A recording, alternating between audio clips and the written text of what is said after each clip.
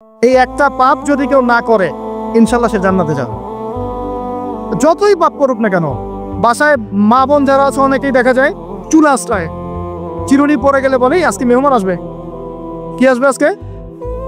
মেহমান আসবে আজকে বললেই শিরক। বাসা থেকে বের হচ্ছেন, আপনার পাঞ্জাবিটা একটু আটকে গেছে, আপনার স্ত্রী বলছে একটু বসে যান, অমঙ্গল হতে পারে, বসেন, বাস মুশরিক, শিরক হয়ে গেল। মুসলিম সমাজে রঞ্জ রঞ্জ শিরক। এখন রাস্তাঘাটে উঠতে বসতে পেপার পত্রিকা খুললেই শিরক। পেপার খুলবেন রাশিফল, সিংহ রাশি কন্যা রাশি, দিনটা কেমন যাবে বিশ্বাস করলেই মুশরিক হয়ে যাবে। রাস্তার পাশে টিয়া পাখি দিয়ে ভাগ্য পরীক্ষা করছে, হাতটা দেখে যান তো ভাই কি আছে, বললেই শিরক হয়ে যাবে। আংটি বিক্রি করছে, আংটি বললেই রোগ ভালো হবে, হাতে দিল রোগ ভালো হবে এই উদ্দেশ্যে, মুশরিক। হাতে দিয়েছে রোগ ভালো হবে, আমার ডায়াবেটিস ভালো হয়ে যাবে, বিসমিল্লাহ, ব্যাস মুশরিক, নাউজুবিল্লাহ। এই আকীদা নিয়ে পড়লেই মুশরিক। মুসলিম সমাজে অহরহ শিরক আছে।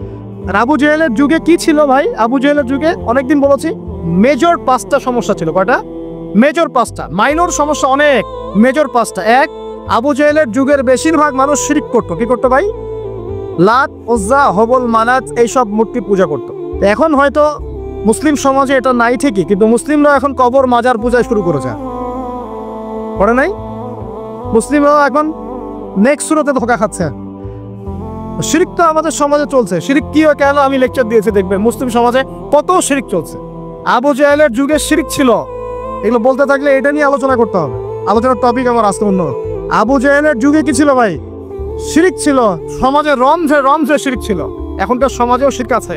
তারা লা ইলাহা ইল্লাল্লাহ না পড়ে শিরক করতো, আমরা পড়েও শিরক করি। আল্লাহ পাক আমাদের সবাইকে শিরকের পাপ থেকে হেফাজত করুন বলিয়া। এই একটা পাপ যদি কেউ না করে ইনশাল্লাহ সে জান্নাতে যাবে। যতই পাপ করুক না কেন, জেনা করেছে, মদ খেয়েছে, মিথ্যা বলেছে, অনেক কিছু করেছে, শুধু শিরকের পাপ করে নাই, আল্লাহ তাকে মাফ করে দিবেন ইনশাল্লাহ। বিশ্বাস করলেন না কথাটা?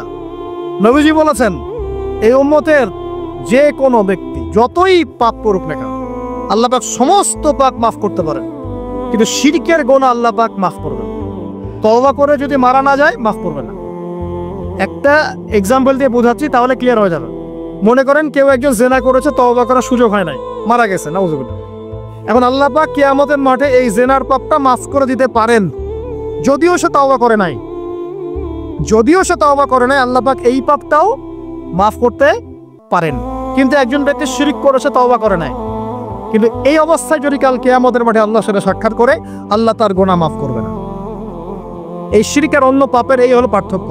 তাহলে সবচেয়ে কোন বিষয়টা থেকে আমাদের বেঁচে থাকা উচিত ভাই? শিরক কি ও কেন, একটা বই পাওয়া যায়, কিনে নেবেন। কিতাবুত তাওহীদ একটা বই আছে, পড়ে নেবেন। কোরআন সুন্নাহর আলোকে বিশুদ্ধ আকীদা, এরকম অনেক বই পাওয়া যায়। আর আকীদা সংক্রান্ত একটা অনবদ্য বই হলো আল আকীদা আত-তাহাওয়িয়া। এই 4টা 5টা বই পড়লে আপনার শিরকের কনসেপ্ট ক্লিয়ার হয়ে যাবে ইনশাআল্লাহ। আল্লাহ পাক আমাদেরকে পড়াশোনা করার তৌফিক দান।